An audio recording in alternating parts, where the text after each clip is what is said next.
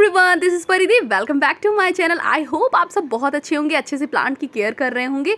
दोस्तों, पतझड़ का मौसम आ गया है और कुछ फ्लावरिंग प्लांट जो है फ्लावरिंग करना शुरू कर दिए हैं। जैसे कि मेरा हिबिस्कस बहुत ही अच्छी तरीके से फ्लावरिंग कर रहा है, लेकिन कुछ लोग की क्वेरी है कि उनके प्लांट में फ्लावरिंग नहीं हो रही है। जैसे कि मैंने वोटिंग डाला था तो वहाँ पे बहुत सारे लोगों ने कमेंट किया कि फ्लावरिंग नहीं हो रही है। तो बसंत ऋतु में पत्तियां सूख करके झड़ जाती हैं और नई नई पत्तियां आती हैं। तो ये मत सोचे कि आपका पौधा सूख गया है। देखिए, मेरे पौधे में कलियां भी बन रही हैं, भर भर के फूल निकल रहे हैं दोनों ही हिबिस्कस के प्लांट में, जो कि बहुत ही छोटे साइज में हैं अभी। दोस्तों, माली भैया भी यही कहते हैं कि डोंट जज a book by its cover. इस प्लांट की साइज देख करके आप प्लांट को जज मत करिए कि इतने ज्यादा फूल इसमें तो खिल ही नहीं सकते। देखिए, मेरे पौधे में तो खिल रहे हैं, 3-4 यहाँ पे हिबिस्कस के फूल एक साथ खिले हुए हैं। दोस्तों, ये बताना चाहूंगी, ये हाइब्रिड वैरायटी का है, इसलिए आपको ये बड़ा थोड़ा दिख रहा होगा। जिन लोगों को पता है बहुत ही अच्छी बात है, फिर भी मैं बताना चाहूंगी, हाइब्रिड वैरायटी की कलियों को बनने में बहुत टाइम लगता है। इसके लिए एक फर्टिलाइजर होता है जिसे हमें बना करके देना पड़ता है। तो आज मैं वीडियो में वही बना करके आपको दिखाऊंगी। कितनी सनलाइट देनी है, सबसे पहली बात इंपॉर्टेंट ये होती है कि आपका घर जहाँ पर है या फिर आप अपने छत पर जहाँ भी प्लांट लगाते हैं, टेरेस गार्डनिंग करते हैं, वहाँ पर कितनी धूप आती है। दोस्तों, इस पौधे को पूरी धूप चाहिए, पूरी धूप मिलेगी तभी ये फ्लावरिंग करता है और कलियाँ जल्दी बननी शुरू करती हैं। दूसरी बात, इस पौधे को बहुत छोटे से पॉट में ना लगाए, कम से कम 10 से 15 इंच का पॉट आपका होना चाहिए। अभी तो मैंने ग्रो बैग में लगा के रखा है, क्योंकि दोस्तों मेरे पास अभी पॉट नहीं है, तो मैं इसे रीपॉट कर दूंगी जब मेरे पास पॉट आ जाएगा। फर्टिलाइजर को बताने से पहले मैं मिट्टी बताना चाहूँगी कि इसे सिर्फ मिट्टी में ना लगाएं, क्योंकि दोस्तों एक तो ये हाइब्रिड वैरायटी का, इसे बहुत ज़्यादा न्यूट्रिशन की ज़रूरत होती है, क्योंकि इसके फ्लावर बड़े होते हैं। तो बड़ी साइज़ के फूलों को उगने के लिए और ज़्यादा ताकत की ज़रूरत होती है, न्यूट्रिशन की। अगर आप सिर्फ मिट्टी में लगा देंगे तो ये ग्रोथ नहीं करता। इसमें ज़रूर से ज़रूर आप गोबर वाली खाद को डालें। अगर गोबर वाली खाद को नहीं डालेंगे तो ये कलियाँ बननी शुरू नहीं होंगी। देखिए, मैंने इस फ्लावर को छुपा के रखा है, क्योंकि बंदर कभी कभी तोड़ करके लेते जाते हैं। इसकी मिट्टी तैयार करने के लिए आपको लेना होगा 50% कोई भी गार्डन सॉयल आप ले सकते हैं।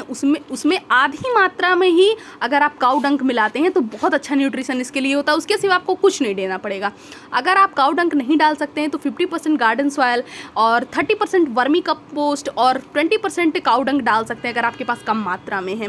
सिर्फ मिट्टी में कभी मत लगाएं, क्योंकि सिर्फ मिट्टी में ये न्यूट्रिशन नहीं पाते हैं, इसीलिए खिलते नहीं है जल्दी से और बहुत ही स्लो इनकी ग्रोथ होती है। तो आप लोग सोचते हैं कि हमारा पौधा डेवलप ही नहीं कर रहा है। तो ये पौधा मैं नर्सरी से लेकर के जब आई थी तो इसी में लगा हुआ था, इसीलिए मैंने इसे रीपॉट अभी तक नहीं किया है। हालांकि मैं इसे रीपॉट करने वाली हूँ। इसमें मैंने एक बार ये फर्टिलाइज़र दे दिया है, जिससे इसमें अच्छा न्यूट्रिशन इसे मिल चुका है। आज वही फर्टिलाइज़र बताने जा रही हूँ कि आपको कैसे बनाना है। इसको बनाने के लिए सबसे पहले आपको लेना होगा एक मिट्टी का बर्तन। मिट्टी का बर्तन लेंगे तो ये बहुत अच्छी तरीके से इसमें किण्वन होगा, तो बहुत ही ज़्यादा अच्छा ये बनेगा। वैसे आप प्लास्टिक भी ले सकते हैं, लेकिन मिट्टी का अगर लेंगे तो बहुत ही अच्छा टेराकोटा होता है। तो हमें क्या करना है, 100 ग्राम सरसों की खली, जो सरसों पिस जाते हैं उनके जो चूर बचते हैं, जिसे हम सरसों केक भी कहते हैं या सरसों खली कहते हैं, उन सरसों खली को हमें 100 ग्राम या जिस तरह आपको देना हो, जितनी मात्रा में देना हो पौधों को, उसी हिसाब से आपको लेना। अगर आपके पास ज़्यादा पौधे हैं, ज़्यादा पौधों में डालना है तो 1 पाव ले लीजिए, अगर कम है तो 100 ग्राम ले लीजिए। मैं बताने जा रही हूँ 100 ग्राम लिक्विड फर्टिलाइज़र किस तरीके से बनाते हैं। 100 ग्राम लिक्विड फर्टिलाइज़र बनाने के लिए सबसे पहले आपको टेराकोटा के पॉट में इसे भिगा देना है 5 दिन के लिए, कम से कम 5 दिन, ज़्यादा से ज़्यादा 6 से 7 दिन। उसके बाद आपको क्या करना है, डेली इस फर्टिलाइज़र को चलाते रहना है, ऐसे ही मत छोड़ दीजिएगा। और एक एक बार एक दिन में इसे ओपन करके देख लीजिएगा, इससे थोड़ा सा इसमें ऑक्सीजन भी चला जाएगा। दोस्तों, इस फर्टिलाइज़र को देने से पहले कुछ बातें जान लें। इसे डाइल्यूट करके आपको देना है, जितना फर्टिलाइज़र उसका 10 गुना कम से कम पानी होना चाहिए। इसे अच्छे से डाइल्यूट करने के बाद पौधे की जड़ों के पास आपको देना है, ना कि फ्लावर पे देना है, बर्ड्स पे देना है, वरना वो झड़ करके गिर जाएगा, क्योंकि ये गर्म फर्टिलाइज़र होता है। दूसरी बात, पौधे की मिट्टी पूरी तरीके से सूखी हो तभी इस फर्टिलाइज़र को दें। नेक्स्ट डे डालने के बाद इसकी गुड़ाई कर दें, तो इसमें और भी अच्छा रिजल्ट आपको मिलेगा। तो ये एक गर्म खाद होता है, इसीलिए सर्दियों के मौसम में अक्सर करके इसे दिया जाता है।